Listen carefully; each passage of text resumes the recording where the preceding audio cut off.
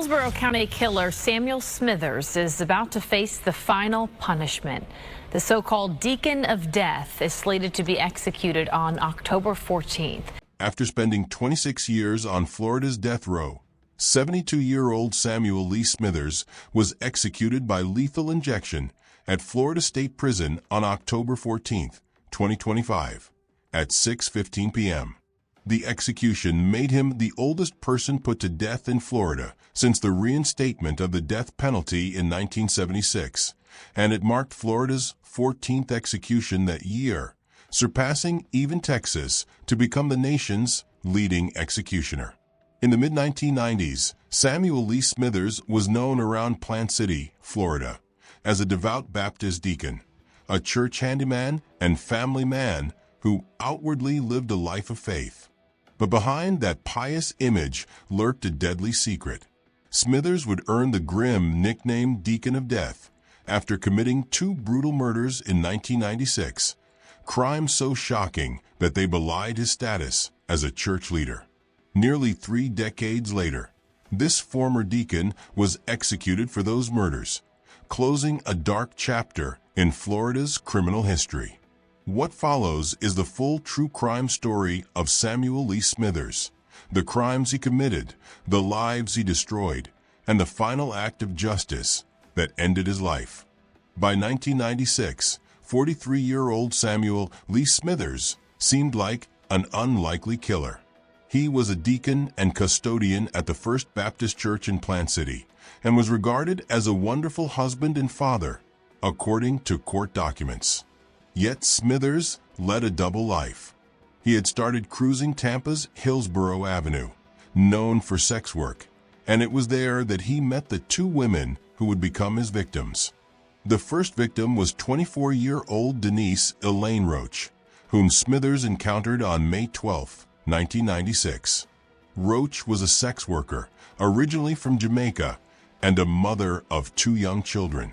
Smithers picked her up at a Tampa motel and took her to a 27-acre rural property in Plant City, where he did landscaping work. There, amidst the overgrowth and quiet ponds, Smithers savagely attacked Roach, beating and strangling her to death, and then disposed of her body in a pond on the property. Roach's life had been troubled. She had past struggles with drugs, and tragically her dark road ended in a pond when she crossed paths with the deacon-turned-killer. The second victim was 31-year-old Christy Cowan, another Tampa area sex worker. 16 days after killing Roach, Smithers struck again.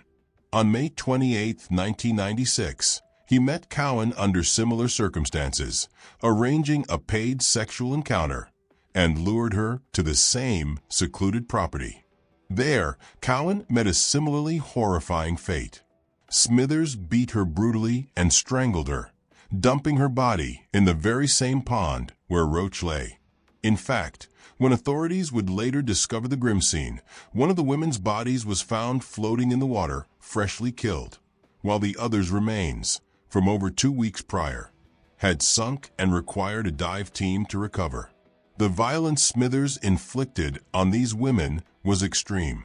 According to medical examiners, Cowan had hand-shaped bruises on her neck and water in her lungs, indicating she had been manually strangled and held underwater to drown, and her skull was fractured from blows to the head.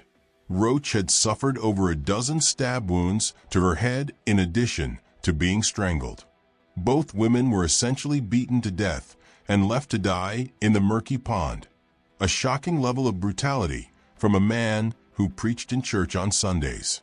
What finally brought Samuel Smithers' double life crashing down was a chance encounter on that very May 28, 1996, the day of the second murder. The owner of the vacant rural property, a woman who knew Smithers through church, happened to stop by that day. She was surprised to find Smithers in the carport, cleaning an axe that was smeared with blood. When she asked what he was doing, Smithers calmly claimed he had been using the axe to trim tree limbs. Nearby, the owner also noticed a pool of blood on the ground, which Smithers tried to explain away, insisting that someone must have come by and killed a small animal on the property. The property owner's intuition told her something was very wrong. As soon as she left, she contacted law enforcement to report the suspicious scene. A Hillsborough County Sheriff's deputy met her at the site later that day. By then, the bloodstains had been hastily cleaned up, but the deputy's trained eyes caught something telling: drag marks in the grass leading toward a pond. Following the trail, authorities made a gruesome discovery. In the pond's shallow water, they found the body of Christy Cowan, badly beaten and only dead for a few hours, floating face down. A further search led to the recovery of Denise Roach's decomposing body from the same pond, hidden for over 2 weeks. Physical evidence tying Smithers to the murders quickly surfaced. Investigators noted blood on the axe and other forensic clues. DNA tests, fingerprints, and even shoe prints would later all point to Smithers' involvement. Surveillance footage from a convenience store corroborated the timeline. Smithers had been captured on video with Christy Cowan about an hour before her death, confirming he was the last person seen with her. Confronted with this mounting evidence, Smithers initially tried to lie. He denied killing the women until a polygraph test indicated deception, prompting him to finally confess to the murders during police questioning. Smithers' explanations for the killings would shift over time. At first, he claimed the confrontations were sudden and unintentional. He told police that Denise Roach had trespassed on the property and refused to leave, resulting in a fight where he accidentally killed her. In Cowan's case, he alleged she demanded more money and threatened to accuse him of rape, which led him to snap and attack her. However, these stories of heat-of-the-moment violence were undercut by the evidence of planning and brutality, and by the fact that he returned to kill again in the same manner 2 weeks later. When the case went to trial, Smithers concocted a more elaborate tale. He testified that an unknown man had coerced him into allowing the property to be used for drug deals, and that this mysterious stranger was the real killer of the women. Smithers even claimed he stayed silent out of fear the man would harm his family. The jury did not believe these claims. The pattern of the crimes, 2 similar murders, same location, same method, along with the forensic evidence, made it clear that Smithers himself was the killer. It later emerged that Smithers might have had even more blood on his hands. In 2014, investigators linked him as a prime suspect to a 1989 cold case murder of another local sex worker named Marcelle Delano. Her body had been found not far from where Smithers dumped Roach and Cowan, and the killings bore striking similarities. Smithers denied involvement in that case, and he was never charged, but authorities strongly suspect he was behind it, which would make him a serial killer of at least 3 women. Samuel Lee Smithers was arrested and charged with the 2 1996 murders. His trial took place in late 1998 in Tampa, and it transfixed the community. The idea that a church deacon, a man who had once literally held a key to the church, could commit such heinous acts was both terrifying and fascinating to the public. In December 1998, a jury deliberated over the gruesome evidence and Smithers' far-fetched story of an unknown killer. It did not take long for them to reach a conclusion. On June 25, 1999, the jury unanimously found Smithers guilty on 2 counts of first-degree murder. The trial then moved into a sentencing phase to decide whether he would receive the death penalty. Prosecutors presented aggravating factors, notably that Smithers had murdered 2 victims on separate occasions, demonstrating a chilling premeditation and pattern of violence. The murders were described by the court as especially heinous, atrocious, or cruel, given the suffering inflicted. In mitigation, Smithers' defense brought up his background, claims of brain damage from childhood head injuries and abuse, and his otherwise clean record apart from some odd prior incidents. Decades earlier, at age 27, he had been involved in setting fires at a church, an early red flag in his past. Psychologists testified that he had a low IQ and signs of cognitive impairment. One of the most dramatic moments in the sentencing hearing came when John Cowan, the father of victim Christy Cowan, addressed the court. In a move that stunned many, Mr. Cowan pleaded for the killer's life. Despite his unimaginable grief, he told the judge he did not want Smithers to be executed for his daughter's murder. He begged that Christy's name not be used to justify another killing. My opposition to Mr. Smithers' execution comes partly from a need to honor the memory of my beloved daughter and not subject her to more violence done in her name, the grieving father said. He believed that more killing, even state-sanctioned, would not bring true closure. In his view, executing Smithers would be the worst and most brutal possible kind of closure, one that would only leave him feeling sick and ashamed every time he thought of his daughter. Mr. Cowan even suggested that as long as Smithers was alive, there was some hope for repentance or redemption. As long as he is alive, there is hope, he said. Despite the father's remarkable plea for mercy, the system delivered its verdict. The judge followed the jury's 12-0 recommendation for a death sentence. The court acknowledged Mr. Cowan's compassionate stance, but ultimately ruled that the aggravating factors outweighed the mitigators. In early 1999, Samuel Lee Smithers was formally sentenced to death to be carried out by Florida's electric chair, the method at that time. As he was led off to begin his new life on death row, Smithers was 46 years old, and he began a long wait as the appeals process unfolded. Smithers would spend over 26 years on Florida's death row, becoming one of its oldest inhabitants. Over the decades, his case wound through the appellate courts, but the outcome never changed. The Florida Supreme Court upheld his conviction and sentence on direct appeal, and successive post-conviction appeals were denied. His attorneys argued many issues, at one point claiming he had ineffective counsel, later contending that his intellectual limitations and history of head trauma made him less culpable. Time and again, judges rejected these appeals, noting the particularly egregious nature of the crimes. In one ruling, the court pointed out that the two murders were almost identical, a clear indication of premeditation and planning by Smithers.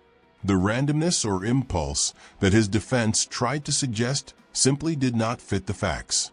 By 2025, Smithers was an aging prisoner in declining health. Reports indicated he showed signs of dementia and cognitive decline after years in prison. Nevertheless, the gears of Florida's justice system continued to turn. On September 13, 2025, Governor Ron DeSantis signed Smithers' death warrant, scheduling his execution for October 14, 2025. At 72 years old, Smithers would be the oldest person executed in Florida since the death penalty's reinstatement in 1976. Immediately, Smithers' lawyers made a final bid for clemency. They filed appeals arguing that putting a 72-year-old man to death after so long amounted to cruel and unusual punishment. They urged the courts to consider that executing a physically frail senior citizen who posed no further threat behind bars would serve no meaningful purpose. These arguments gained little traction. A circuit judge in Hillsborough County rejected the appeal in late September 2025, noting that age alone has never been recognized as shielding a murderer from execution. The Florida Supreme Court likewise ruled that elderly death row inmates are not categorically exempt from the death penalty, citing the lack of any precedent to the contrary. In a last-ditch effort, Smithers petitioned the U.S. Supreme Court, but on the very day of execution, the Supreme Court declined to intervene. The legal road for Smithers had finally reached its end. Outside the legal arena, Smithers' impending execution drew public responses. Anti-death penalty advocates pointed to his case as an example of the system's excess. Floridians for alternatives to the death penalty decried what they saw as a cruel irony, "We killed an elderly man who posed absolutely no threat to anyone," the group's director said on execution night, condemning the notion that this execution could bring real peace. They highlighted how even one victim's family, the Cowans, didn't want Smithers killed, arguing that a relentless killing spree of executions does not truly honor victims. Governor DeSantis, on the other hand, strongly supported carrying out Smithers' sentence.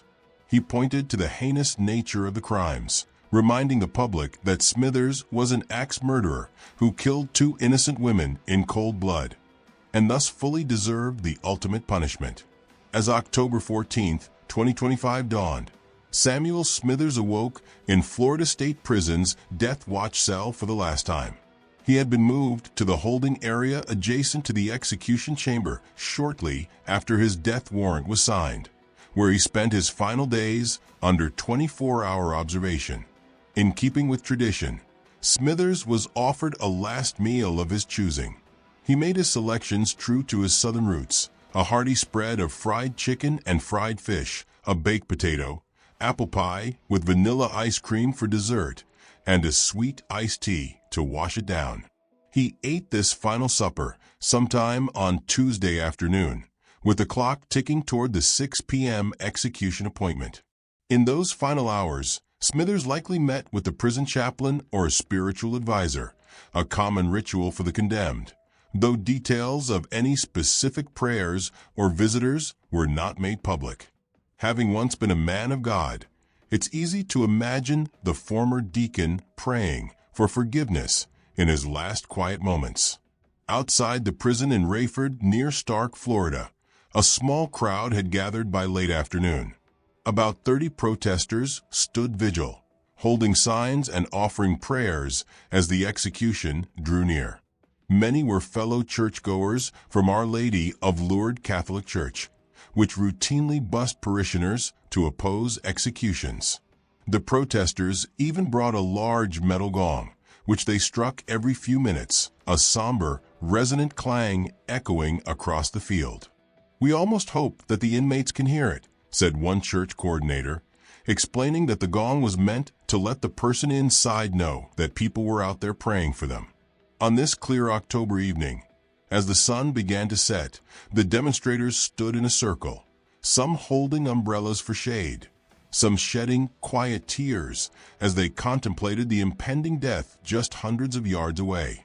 On the opposite side of the wire fence, a much smaller group, just one man, in fact, showed up to support the execution. Bill Campbell, a retiree from Marion County, stood alone with a handwritten sign that read, "Bye-bye," alongside a list of names, those of all the inmates executed in Florida that year. Each time someone was executed, Campbell would cross out that name and add the next scheduled person to the list.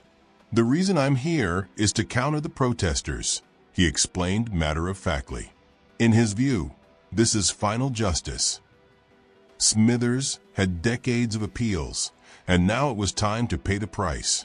Shortly before 6 p.m. on October 14, 2025, Samuel Lee Smithers was led into the execution chamber at Florida State Prison. The room was sterile and brightly lit, separated by glass from the witness area. Officials strapped the 72-year-old onto a padded gurney and inserted IV lines into his arms. Witnesses, including journalists and a few representatives for the victims, observed somberly from rows of seats. It was noted that Smithers, once a robust man in his 40s, now looked frail and gray-haired as he lay immobilized. Yet he appeared calm, eyes dry, perhaps resigned to his fate after so many years. At 6 p.m. sharp, the warden asked Smithers if he had any final words or a last statement to make. The former deacon had the opportunity to apologize, to explain, or to offer a prayer. But he declined. "No, sir," Smithers answered simply. Those 2 words were the last he spoke. With that, officials signaled for the execution to proceed. A 3-drug lethal injection cocktail began coursing into Smithers' veins. first a sedative to put him to sleep, then a paralytic to still his muscles, and finally a concentrated dose of potassium acetate to stop his heart. A doctor monitored a heart line for signs of life. Aside from a slight shudder of the chest when the drugs took hold, Smithers showed no obvious distress, and no complications were reported during the execution. Within minutes, the 72-year-old was unconscious. The room fell silent, save for the faint whir of the ventilation system. On the prison lawn outside, the gathered protesters also fell into a hush, some kneeling as they prayed for Smithers' soul. At 6:15 p.m., the pronouncement was given. Samuel Lee Smithers was officially declared dead. Florida had carried out its 14th execution of the year 2025, setting a new record for the state. In fact, Smithers' execution made Florida the leading executioner in the nation that year, surpassing even Texas. He was also a historical oddity. By one account, Smithers became the first white person executed in the U.S. in recent years for killing a black victim, since one of his two victims, Denise Roach, was black. Such statistics, however, were far from the minds of those in the witness room. For them, it ended as it began, with the memory of two women whose lives were brutally cut short. When the door to the execution chamber opened, a small number of family members and officials filed out. There were no celebratory remarks from the victims' families. In fact, Christy Cowan's father was not present. True to his word, he had wanted no part in this state-sanctioned death that he had tried to prevent. "It's a worse kind of closure," he had said, and so he chose to spend that evening quietly at his daughter's gravesite rather than watching the man who killed her take his last breath. Thus ended the strange and sorrowful saga of Samuel Lee Smithers, a Baptist deacon turned convicted murderer. It is a story rife with ironies and heartbreak. Here was a man who preached about salvation on Sundays and then prowled the streets for vulnerable women on weeknights, ultimately committing unspeakable acts of violence. The case left an indelible mark on the Tampa Bay community. It challenged assumptions about who can be a killer, reminding everyone that evil can sometimes wear a friendly face sitting in the front pew at church.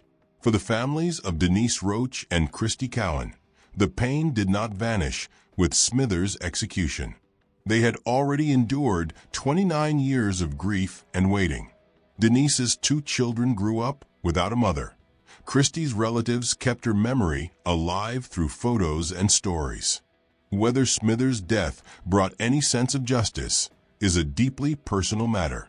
Some may feel a grim satisfaction that final justice was served, that a man who so viciously snuffed out two lives ultimately faced the same fate. Others, like Mr. Cowan, reject the notion that state killing heals the wounds of private loss, believing instead in forgiveness or at least in sparing another life from violence. In the end, Samuel Smithers met the fate that the law had prescribed for him back in 1999. He walked into the execution chamber not as the respected deacon he once appeared to be, but as a condemned murderer dubbed the Deacon of Death by those horrified by his crimes. His last hours were spent with a Bible by his side, a final meal in his belly, and the prayers of both protesters and a lone supporter echoing outside the prison walls. His last words, "No, sir," were fittingly cold and empty, a stark contrast to the anguish and profound statements of loss voiced by his victims' loved ones. Samuel Lee Smithers' execution on October 14, 2025 closed the book on one of Florida's most unsettling murder cases. But the echoes of this case, the questions it raises about faith, forgiveness, and the true meaning of justice, will linger for years to come.